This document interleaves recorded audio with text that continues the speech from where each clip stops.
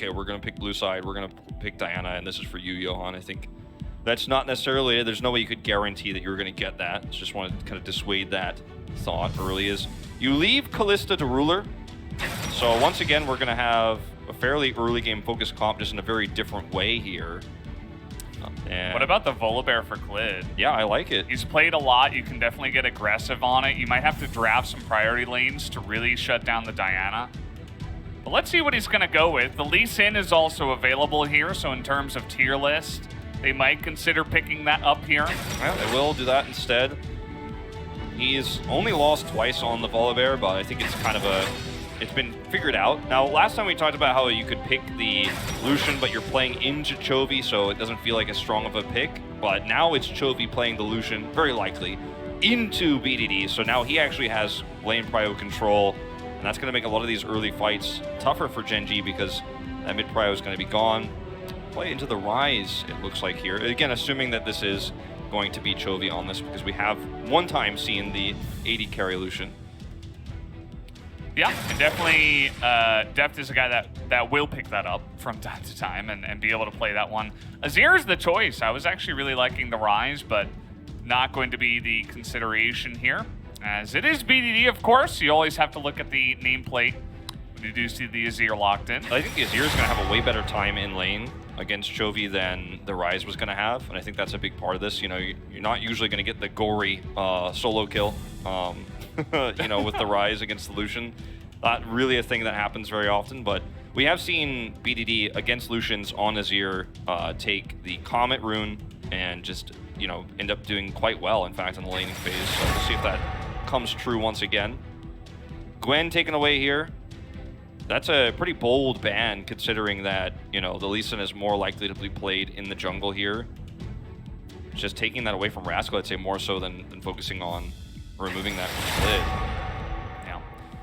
More target bans here towards Daft, who has not picked his AD carry just yet, so no Ziggs, Varus, Kai'Sa, or Aphelios will be played in this game. Yeah, it's limited options here for Deft. He likes to play, you know, champions like the Kog'Maw, but not in drafts like this. So, see where he ends up going. As it's going to be, you know, kind of an awkward early game for him regardless. The Ezreal is still open. And this is all, of course, assuming, as Gen.G are very clearly, that this is not going to be bot Lucian. Yeah. So, I think that's a pretty safe assumption to make. Yeah, Well, they get the Leona too. If they wanted to do something crazy, maybe you take like the Akali into Azir and you just have Chovy try to carry on that champion and then put the Lucian somewhere else. But again, it's kind of unlikely. I want to see exactly how much Hanwha Life are willing to flex here. Ooh, Tristana is pretty interesting. You're not going to get, you know, absolutely owned by the Kalista as much as champions like Ezreal might. The Ashe has really been rising up in the LCK recently, and that'll be where they go with this. You know, you have a lot of power with her ultimate to engage at range, and that can set up with the arrow, the big combo for Set to come in, then the Diana, just like we saw. Similarly to how in the previous game, Life set up those fights with his Solar Flare, the arrow can be a great way to help that too. Her slows on top of it all are going to be really nice. Take the Alistar, it looks like, here for support, which means that that's going to be very likely the Set going to the top lane. So, interesting composition here for Hanwha Life Esports. I do like it, though. Yeah, and Rascal, knowing that he is most likely going to be playing into that Set, is definitely thinking about a Gnar of his own.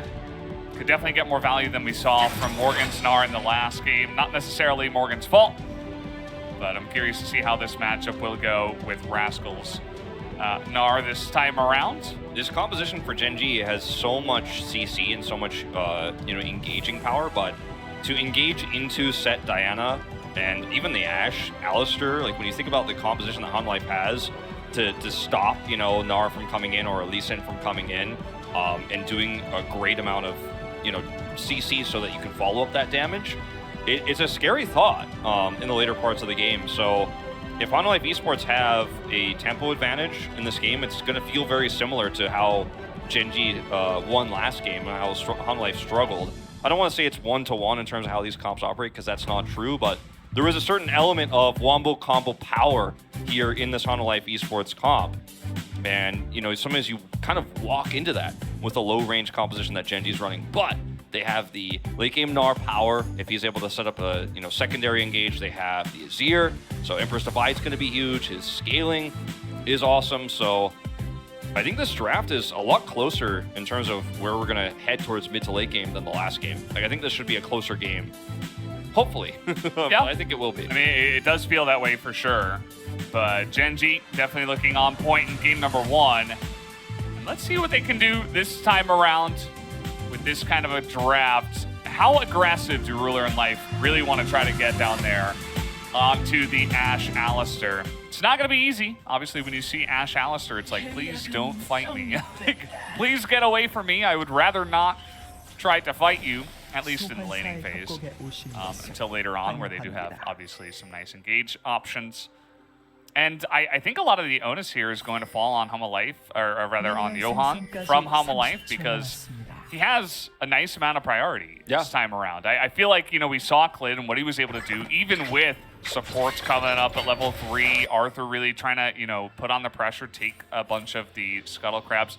Not necessarily able to effectively counter jungle too much onto the Diana, but I'm curious to see how smooth it's going to be for Johan this time, and how much pressure Gen.G want to try to put on, if they can at all, especially with Chovy back on the Lucian, who does have Airy. Yeah, taking the Airy again. It will be the Comet for BDD. So just generally how this one goes. The Airy getting a lot more popular nowadays for the Lucian. And, you know, you could look at these picks across the board. Like, these are somewhat rare picks. Morgan is usually not the guy who played set top. It was often Dudu. Then you have Chovy, never given the opportunity to really play the Lucian this season. And then you look at these numbers, and you're like, okay. Gets banned out an insane amount against Chovy. We saw a bunch of crazy carry performances, of course, from Chovy. The ones we mentioned before were the Yone and the Akali against Gen.G in spring, but he also had an insane Lucian game. And after that happened, we didn't really see Chovy play Lucian for the same reason that you mentioned. It basically just always got banned away from him, as Deft has played 40 LCK games of Ashe. Yeah, that's not including his stats elsewhere, but, you know, I mean, that's still quite a lot. Definitely more popular than the earlier parts of his career as champion. She pops up back, you know, from time to time like Ezreal does, though. Sometimes in the support role, usually going to be the 80 carries. This is Chovy's win rate on the Lucian. He's only been allowed to play it 12 times, which is like, that is a testament to everything we're talking about. The wording of what you just said is the most important part, right? It's not that he's only played 12 games, it's that he's been allowed to play 12 games. And we're not talking about the coaching staff, we're talking about the enemy teams in the pick and ban phase. Because the coaching staff is always trying to push for it, and I guarantee you that.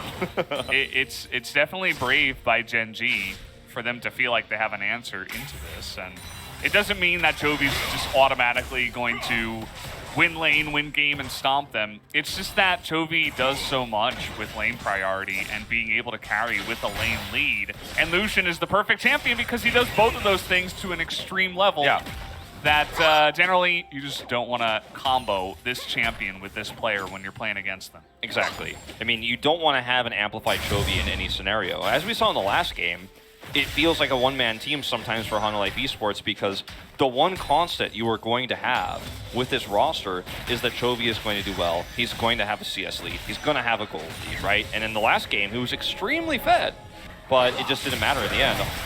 Okay, we're trying to get on in here. Nice knock away onto Ruler, but the damage gets Deft incredibly low, and he actually gets in range. Oh my god. Flash Rend as Ruler just laughs at him.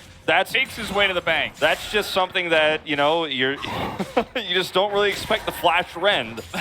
I was expecting the Spanish Inquisition way before I was expecting that to happen. True. I mean, Ruler just goes in, he's like, okay, I can get a range, but here's the counter engage. Okay, and again, Ruler doesn't have flash. He actually gets knocked in perfectly. That is a fantastic follow-up. Chovy reacts so quickly to this level 4 gank from Clid too, so he ends up being fine here. Loses his flash, though. And that is good. You really want to take away the flash from the Lucian so he's not able to put on as much pressure. Yeah, because now, I mean, yeah, he's not able to put on as much pressure, but also now you have kill pressure as Azir into a Lucian. If the jungle comes by, you cannot avoid your Emperor's Divide if you use it perfectly. Whereas the flash allows you that guarantee. As we're going to watch Ruler's first-person view here. So he's headbutted away. He's like, I'm going to try to hit my skill. Boom, flashes in casually. 센스가 지렸구만. And I think it was Life calling for the play, right? With the scan, and he's trying to like set that one up. He says 6 play at the end, by the way. Which it was. It was a really cool one. But then there was a sick follow-up from Johan. Yep. Good stuff, and this is what you can do. You get that flash away, but in comes Johan as well. BDD's very low. Will go down. Now it's a 2-on-2, but Klid is incredibly low, and Johan is just getting so much value here. Trying to hit that strike, but he will not be able to, as the flash is enough to get Klid to safety. Yeah, so ends up being traded here, which is pretty amazing for Hanwha Esports, all things considered. It looked pretty disastrous for Chovy, and Klid was level 4 in this scenario. They did not look for the level 6 timing I was talking about, but like you said, I mean, he's still vulnerable with no flash in general, not as safe. There are punish plays available. And the same can happen because his flash is still down for a really long time once BDD does have his Emperor's Divide. And this could end up being a game where Chovy is just completely muted in the early game because of all the pressure. Okay, Morgan trying to set something up here on a Rascal with no Mega Gnar, as he will be forced to flash away. Lots of damage comes out. It's good respect from Rascal, but a good read from Morgan as well, to know that he could get that summoner away. Yeah, it's going to guarantee that he has to teleport back in, so you can just neutralize the teleport advantage that Rascal had very briefly. You can see him using it right there on the top side now.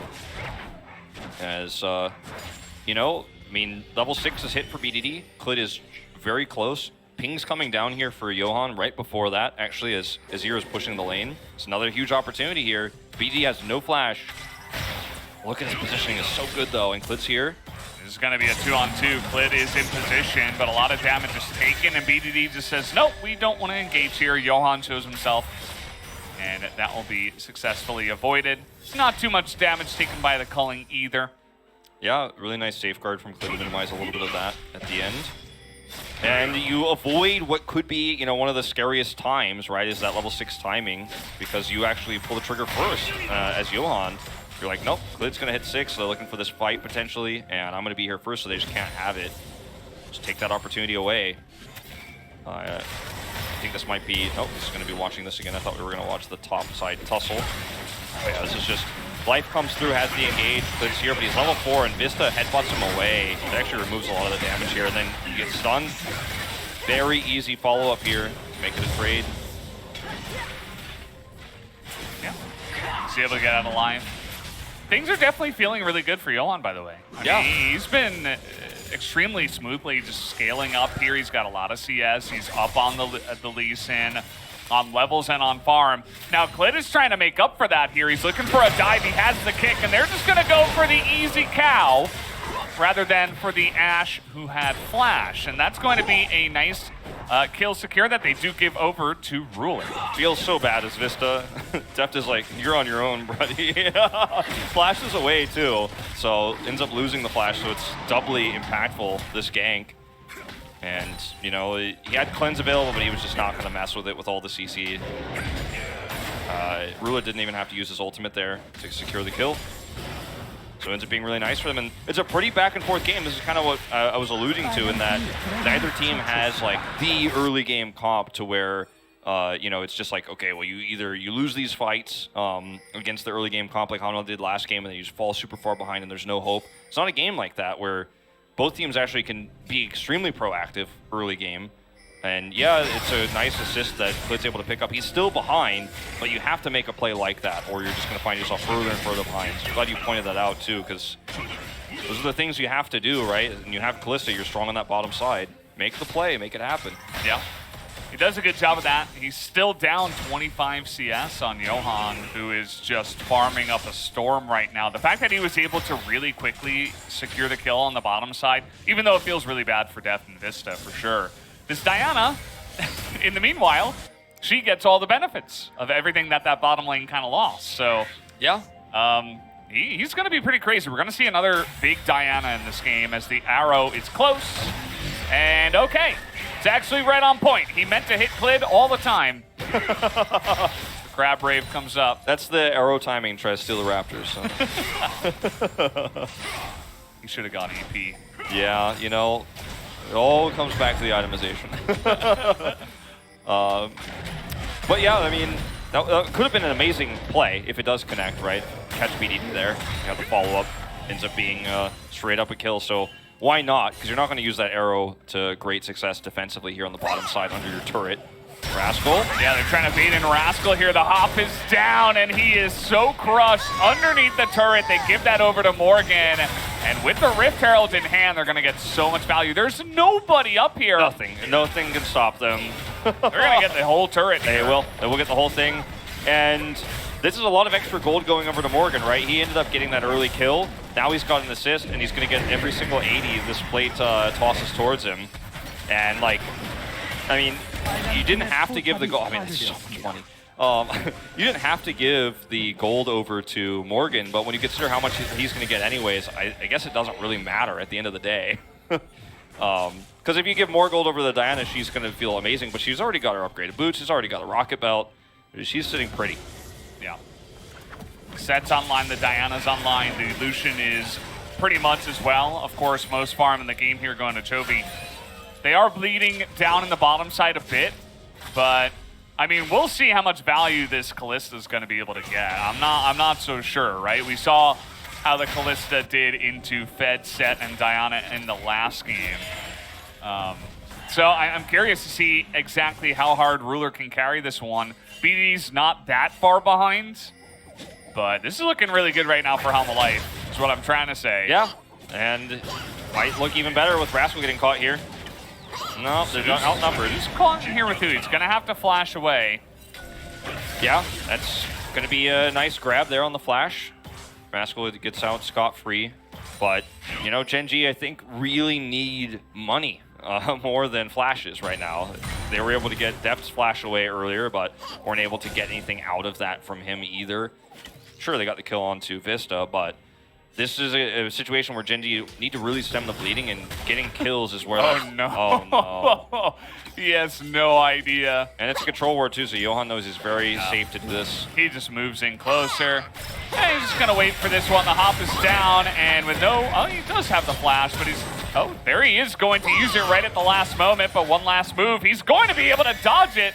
And with Klid in position, he's going to even further deny that as in goes BDD looking for the pick. That is going to be the flash once again taken away from Chovy, this time and you can see solo. The impact of having flash when these ganks come through. I mean, this is a roam from Life. He comes up, you have BDD with the opportunity to really set this up. Life commits even the Zenith Blade because he's like, we hit this, he's dead 100%. But when you do have flash, you can flash the Emperor's Divide because it's very telegraphed ultimate. You know when it's coming through. So very well handled. There's so much CC you know, between the Diana and the Set in terms of team fights, but even in a solo lane, right, where you're just very easily able to take out Lennar here. I mean, this is the first time it happened. The second time, it basically was successful, but they ended up messing up, botching the execution at the end. Facebreaker doesn't connect there, and look at this dodge. Woo! He's in the Matrix. Yeah. He sees things differently than us. Well, he's going to need to see a lot more things differently because there's a lot of work to do for him up there on the top side. It's down 1,000 gold, and the biggest lead will come into the jungle, as we did mention. This time, you know, in game number 1, Gen.G were able to win the one big fight over the Rift Herald and basically turn that into every objective and an absolute stomp of a game. Gen.G, they got the first streak and they're going to get the second one, whereas Rascal is basically just going to be the fodder that is fed over in trade.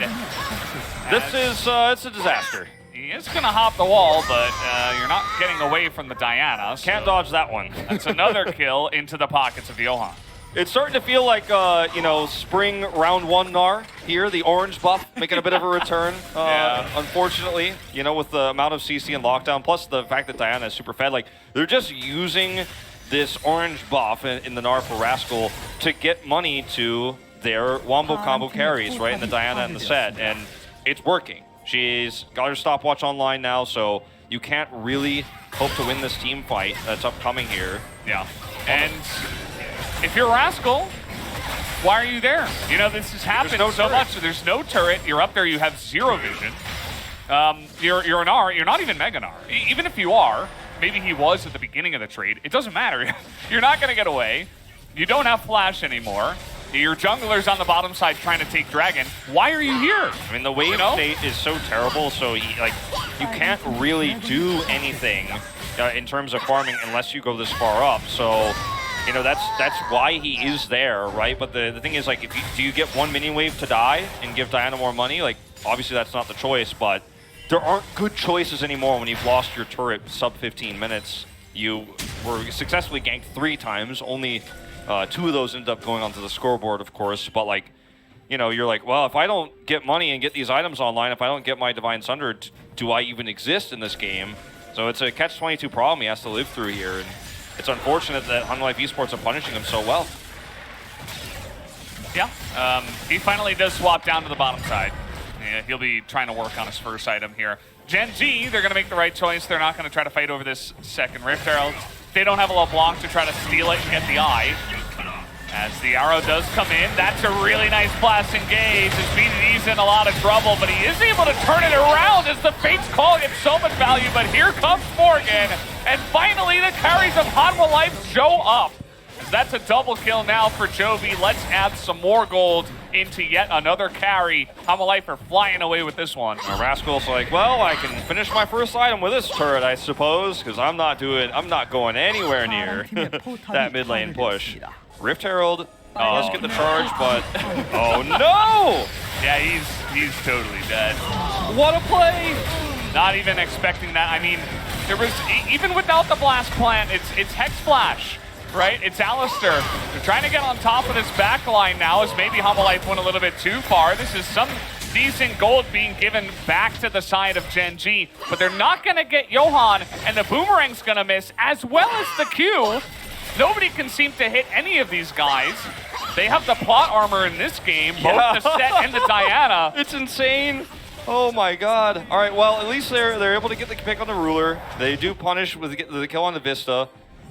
As we're going to go back to this moment here, the arrow connects on the BDD, he buffers the stun, but he's still going to get caught here by Vista.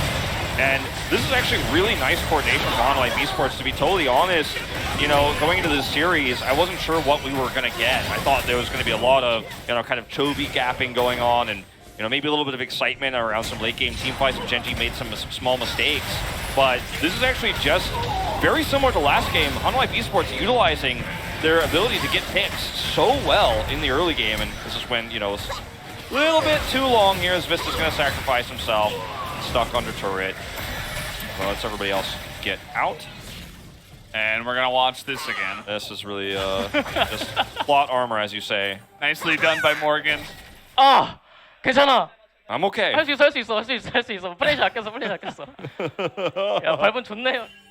He's very happy about his situation, as he should be. Now, we have all of these extremely fed carries on the side of Hanwha Life. Funnily enough, they're not even 1,000 gold ahead. Yeah. After all of this. Oh, it's And crazy. It's the gap down in the bottom side. Also, the farm of Rascal, he's really caught up. As Set was a part of that huge excursion into the mid lane, and Rascal was just totally ignoring it and just farming up, trying to catch up here, and he has. So there are some pieces for Gen.G, and they're keeping in the game, but you still have to deal with Mega Fed Diana. You got the Lucian who's online, the Set as well. Could just not able to hit that Q either. Might have had an opportunity to commit onto Chovy there. Force his flash maybe, but does not happen. They're still looking for picking off this Lucian. Look at Morgan's position here. You can actually taxi in if they're not careful. Yeah, definitely thinking about it. This is Infernal Soul, so neither team wants to give this one away. No, it's super important. Gen.G, even from behind, they want to get in here. That's nice. They're looking for the Ashe, and they will immediately take down the Ashe. Could able to come in from behind, but let's see the turnaround here from Hanwha Life. The knockup on a Johan. He doesn't get that much value with this ultimate either, but Chovy is still alive, trying to get the damage down, but the kick comes in, and they're going to take him down. The other side of the fight here, though, Johan and Morgan were able to get some work done. As the boomerang comes in and slows them down, Johan and Morgan, they can't seem to die in this game. As Gen.G will go in and get another one, and BDD is so healthy with so much mana, he's looking to try to win this one, to put in the damage for his team. What an insanely close fight as Morgan just dodges everything in this game. Yeah, not to mention the Q misses from Johan again. This just keeps happening. This is the slipperiest 10 players that we have in the LCK altogether. But, you know, when you lose out on your Ashe at the beginning of a fight like that, if you can't get the kills early... Oh, okay. Gets leads in, and he gets stunned. And he's trying to get BDD here. There's no help for him, actually. The Q will come in. And finally, they take down the Diana. But the teleport comes in from Chovy a little bit too late. At least he's looking to clean up the scraps here. Should be able to get a couple, you'd imagine.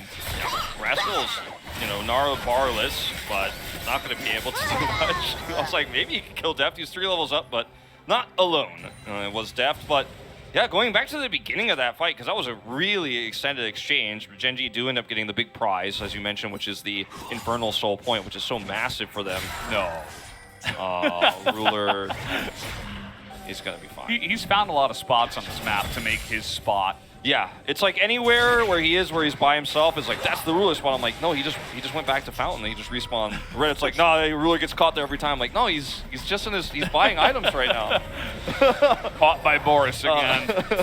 Hate when that happens. In this fight, the fact that they're able to pick Deft right away means there's just not really extended damage output. The Solar Flare threads the knee. I mean, it was so perfect from Life, and he could just instantly get Fates called out.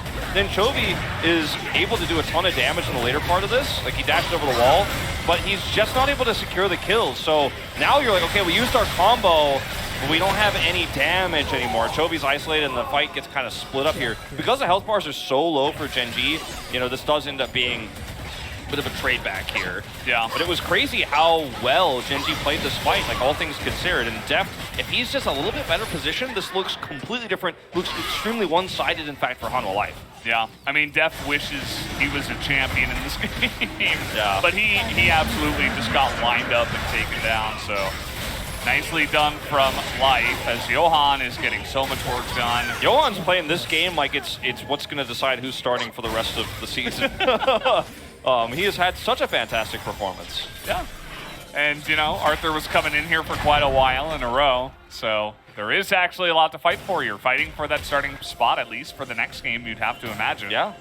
So, wouldn't be surprised to see Johan coming in once again.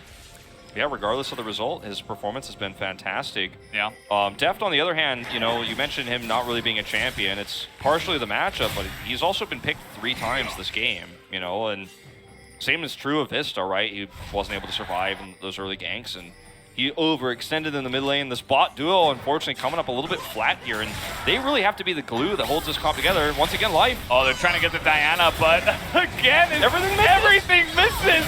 And now, look at Ruler in the front line. He cannot escape now, and Zed is going to dunk him into the ground. The kick comes out for the disengage, as the culling isn't going to do much. Gen.G, at least, able to only lose 1, but let's see what Hanwha Life can get off the back of this. They're looking towards the top side of that river, but they have some low health bars. Do you take the chance here? Do you go for it? Doesn't look like it. I don't think so. Not with Ashe having 2 daggers. You're like, maybe we don't quite have the damage to do that as quickly as we would like to. But, you know, I mean, the scenario here is, once again, a lot of skill shots going wide, but also just the power of what this composition does for HLE Esports in these grouped up scenarios. Again, very similar to what happened in Game 1. Diana is so strong right now.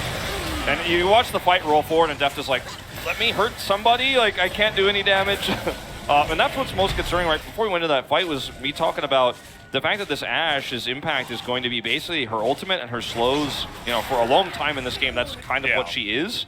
So if you don't have those amazing moments where Johan actually gets the big moonfall, then you can't win longer extended team fights because your damage throughput isn't safe enough, because Deft is so squishy, doesn't do damage. Chovy is so low range that he's going to struggle too. So you really need the fight to end quickly as Hanwha Life.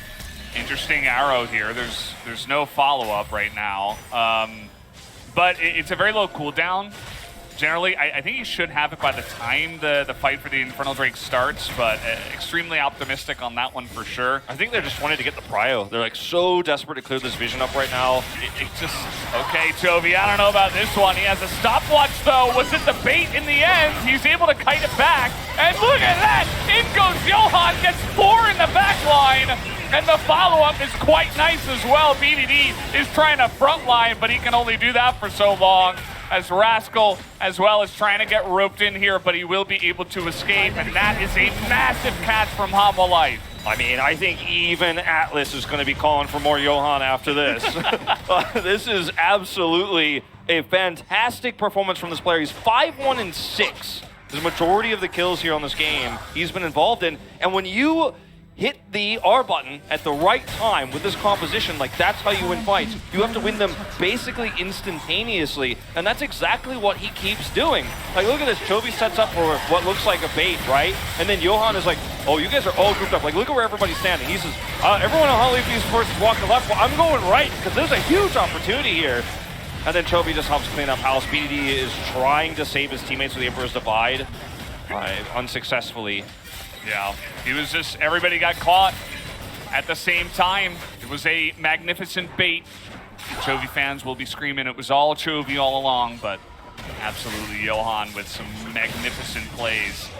And yeah, I mean, that's pretty big because, again, that's one Infernal Drake that you get for your team, but you also deny, of course, Infernal Soul for Gen.G. You extend a bit of that gold lead. That it was a little bit vague here in the mid-game where it's like, ooh, you know, Gen.G's kind of coming back. That's a really big fight to try to take the momentum back into your hands. And I think that there's a real case for Hanwha Esports removing that Baron vision and starting to potentially start a Baron. Because now they're really starting to come online, right? As soon as I say that, Def gets shown on screen. Well, he's still got a ways to go, but in terms of everybody else in this game, like, the items are there. Like, we're nearing, you know, there aren't many more spikes to hit, right? Like, outside of the Ashe, like, Johan has this Morellonomicon online. And I think I said Ashe, Diana rather, I should say, Johan. And now, like, if you can clear this vision up, Gen.G have to engage into you to stop the Baron. You have such a great turn with this composition, and I wouldn't necessarily trust that Johan would be the one to actually hit these Moonfalls so consistently going into this second game in this series, but I do now. I do trust, I do believe that if Gen.G try to, you know, turn a fight on a Baron, like, they might just end up losing the second game. We go to a game 3 over it. So yeah, now you're starting to see this group up. You're starting to see, like, okay, we take some of this vision away. Let's start fighting for objectives, because we are no longer a team that's kind of waiting for Diana to come online. She's been online for a while, you know? Yeah. And Riller, he was kind of the only guy on the side of Gen.G that was getting really fed from the early game, but we're seeing a similar problem from game number 1 where Kallista's at this range length where you're trying to fight into Diana, Sett, Lucian, Alistar. You're getting slowed by volleys all the time. It's really difficult to play it out. There's not a lot of peel on your team, right? You have like Emperor's Divides, try to kite back, but it's not really enough. And yes, he's got a lot of gold. He picks up the Wit's End. Can that get him enough tankiness? You know, he's got that extra gold to pick up the defensive item. I'm not so sure, but they're going to need him alongside of BDD to carry here in the later stages. Exactly, because, like, you have a lot of setup. You have a Gnar and an Azir. Like, you know, that's an insane amount of setup for any AD carry to do damage, but it's a low-range one in the Kalista, right? So the Wit's End helps you survive here, but as Ruler, you're like, I don't know if I could do it, right? You probably have doubts right now about what your carry potential really is going to be. And there's still pick potential for Gen.G, right? If they find somebody, if somebody's out of position, especially Chovy or Deft, like, they can absolutely get that pick and then remove that damage.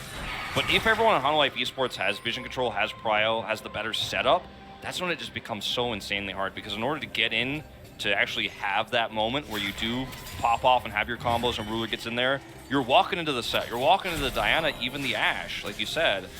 It's just a nightmare to deal with. And when if the Diana was also like a little bit further behind, you'd feel better about it. But the fact that when she ults, she doesn't just set up for the damage, but she does the damage. She is the danger. Yeah, she is the danger. Again, we're making the same reference. I just 2 games in a row. Yeah. I think it's like a good one. Probably like the 8th time I've done it this season too. But there's always a danger, right, on the Rift. In this case, you know, it's Johan. Yeah. I mean, he absolutely is. And He's going to be looking at Void Staff here. He might even get it before this next fight breaks out over the Infernal Drake. And that's incredibly scary when you consider where they're at. It's interesting to see Deft go full squishy build.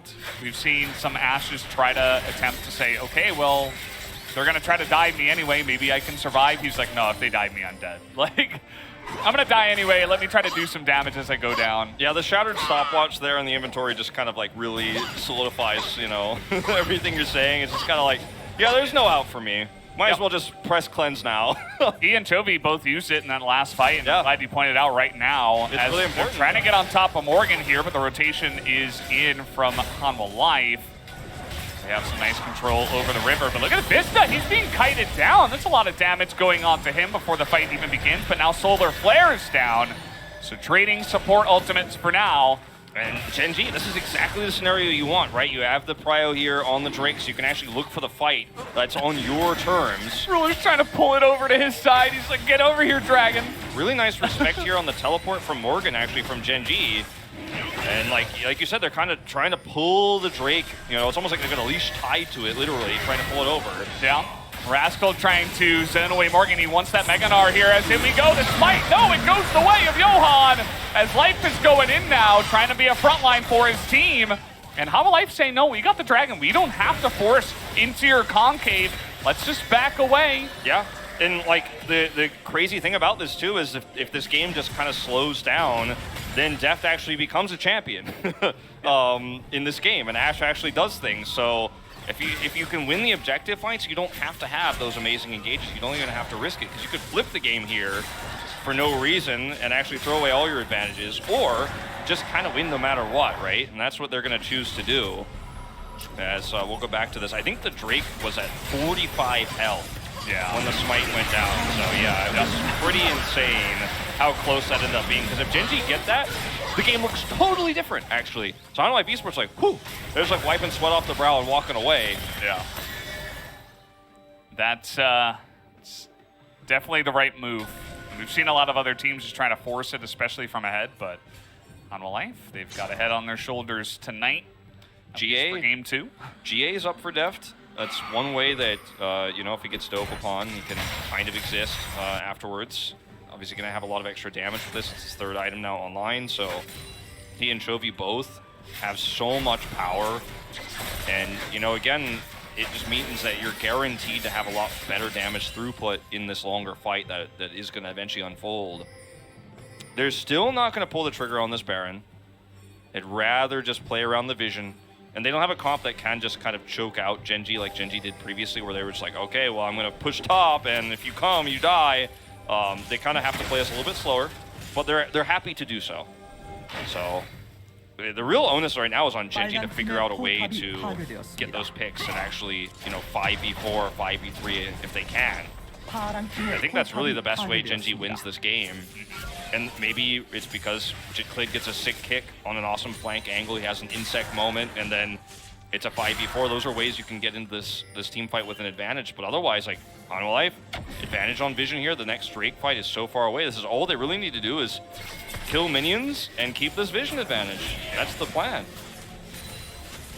The thing about Gen.G's comp that I kind of like at this position is that they have some decent kite ability with the Kalista. If you're not fully engaging and you're not getting, you know, 4-man moonfalled by Diana, you're most of the time winning. You got the Azir for some poke, you're kind of like hopping back and setting up shots with Ruler, but I think, you know, even if BDD tries to hard engage and get like a big Emperor's Divide, I don't even know if Gen.G win the fight from there because of the amount of upfront burst damage from Hanwha Life. Like, yeah, he can knock 4 people up in the air, and then Diana and Set and Lucian just dive into you, and maybe they still win the fight. So, I mean, it's going to be really difficult for Gen.G to try to fight it at this point in the game. Not to mention that they have all flashes available too, so like, it's really hard to even consider that will occur. Like, you know, like it feels optimistic at best, unfortunately. And Ruler's on Gen.G in this case. You know, if maybe Deft was Ruler, you'd feel like, well, maybe we don't know what's going to happen. Like, there's something,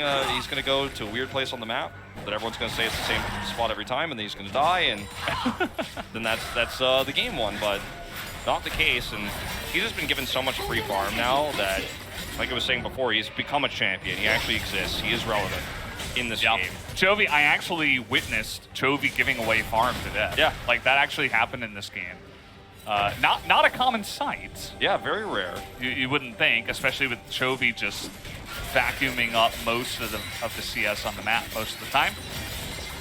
It's crazy how like this game has been really quite unique in where the leads were on the map, and it's another showcasing of how Kalista can struggle if, even though she gets a lead in the early game, she can't find any strong engages in the late game, or just doesn't have a front line that can allow her to close that gap. It's a big range problem.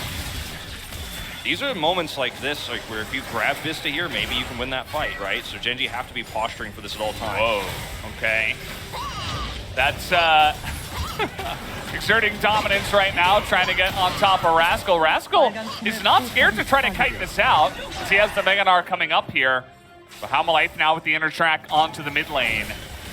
Looking to try to set this up. They spot the Meganar up on the top side. The culling looking to zone them away, but that's another ultimate down here from Hanwha. If Rascal loses this Meganar, you just can't really fight this anymore.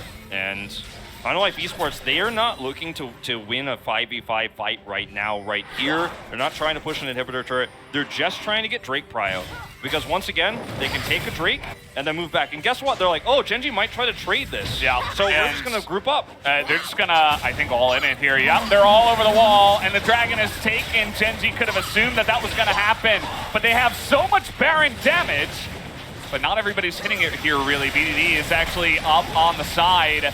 And now we have the jungler coming up, but it's not on time as the Ren set comes in. Morgan tries to go for the engage, but the damage is there. They take out the set, and now with the Baron, can Gen.G actually win this? No, Deft is kiting it out excellently, and there it is. Johan gets in again, gets into the back line and picks up 2, but BDD is trying to carry it by himself, and he might just be able to. Ruler's still alive, somehow kiting it out the entire time, and Gen.G might have just won this. They have the Baron, and they'll look to push the mid lane. They're going to push the lane to win the game, and that was such a huge turnaround moment, a decisive moment for Gen.G. Go into the Drake pit here, and even with good kiting here from Deft, the positioning is so good, and Johan has the really amazing engage. Morgan being picked early means that you just don't have an amazing front line anymore as Hanwha. Look at Chovy and Deft, they're trying to do what they can. There's a huge disconnect, and Clid here, you know, has his res available, so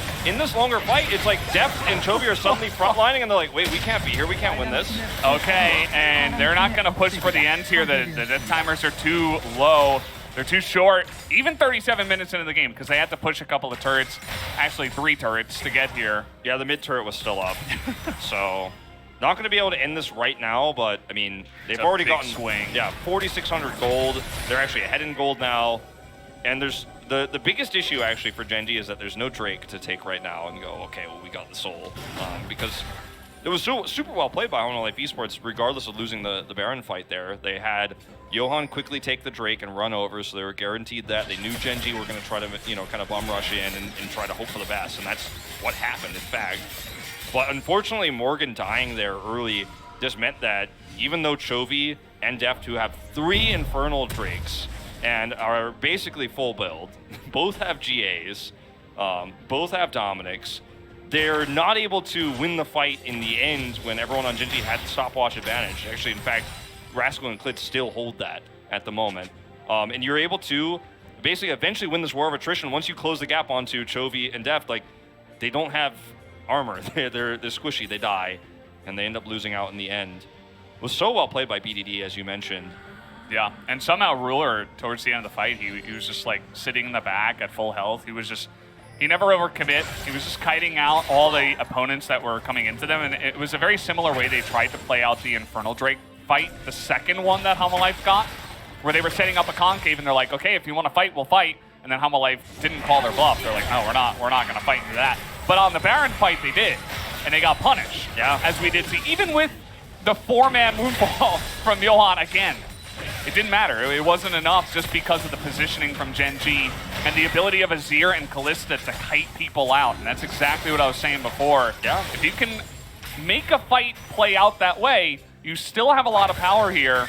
And I think the only reason it plays out that way so well is because Gen.G had, you know, better positional advantage there because they got there first, right?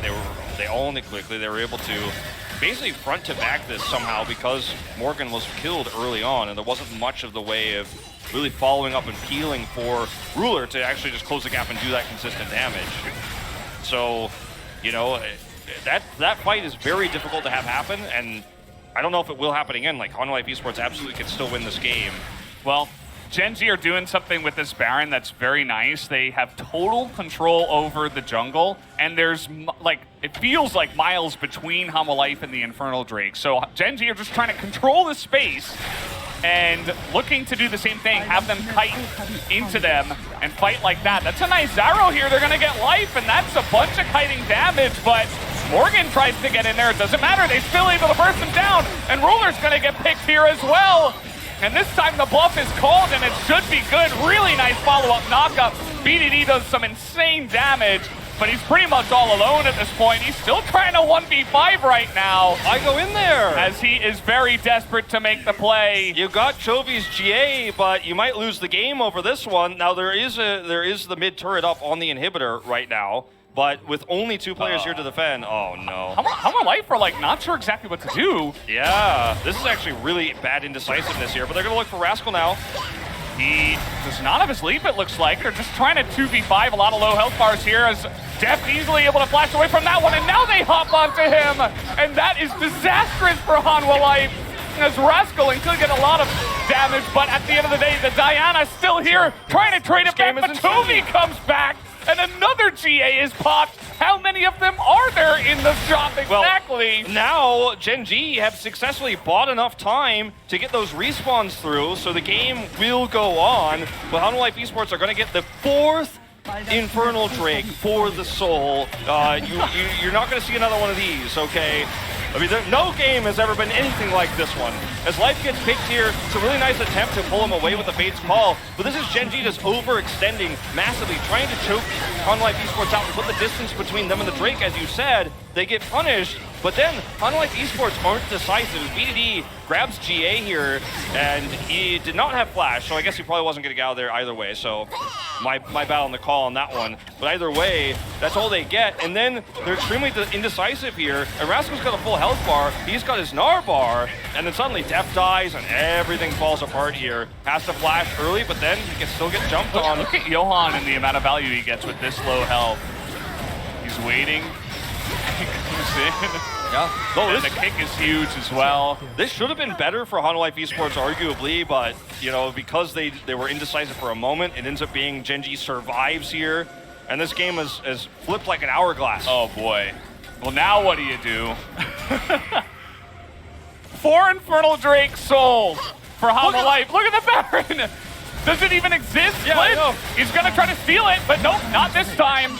As Johan will shut down that idea, and now he's trying to get the kill onto Clid as well. We got a fight on the bottom side. Down will go Clid. As in goes to set another huge moonfall. BDD, he's trying to kite it out here, but the Zonyas will only keep him alive for so long. They're gonna take him down, and it's only Rascal. I think Hanwha Life have finally done it. Yeah, I think so. Although, I mean, plot armor, you know, has been like one of the stories we had throughout this game. Wait. He teleports top. And Mark ping. I mean, he's stopped this mid lane, but there's more minions coming. Yeah, I mean, maybe he's hoping that they're going to collapse onto him instead, but I have bad news. They are not. He's going to back right now, but there's just no way to buy time for these extremely long death timers. And we talked about plot armor. We talked about players not getting caught. Rascal, he's not going to have enough plot armor to stay alive this time. And stopwatch, but the writers for this series, okay, they were like, Chronicler tweeted out it was going to be the best day of LCK summer, and so far, it has delivered 2 fantastic back-to-back games here. The second game, though, by far more dynamic than the first, and in this